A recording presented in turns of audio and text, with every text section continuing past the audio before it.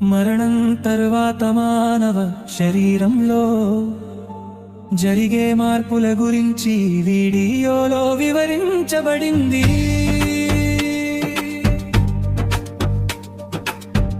తక్షణమే గుండె కొట్టుకోవడం ఆగిపోయిన వెంటనే మెదడు పనితీరు ఆగిపోతుంది. కొన్ని నిమిషాల్లో కండరాలు విశ్రాంతి పొందుతాయి, కనుపాపలు విస్తరిస్తాయి మరియు చర్మం తన స్థితి స్థాపకతను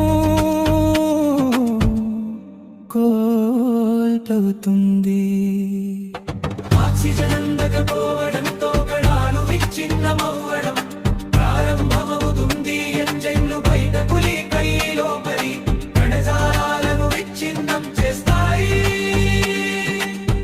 రక్తం గడ్డకట్టడం మరియు దృఢత్వం. మరణించిన నుండి 3 గంటల మధ్య గురుత్వాకర్షణ వల్ల రక్తం కిందికి చేరుతుంది. దీనివల్ల నల్లటి మచ్చలు ఏర్పడతాయి. అదే సమయంలో శరీరం గట్టిపడటం ప్రారంభమవుతుంది. 3వ రోజు నాటికి శరీరం ఎత్తబడుతుంది. బ్యాక్టీరియా వల్ల మీథేన్ మరియు హైడ్రోజన్ సల్ఫైడ్ వంటి వాయువులు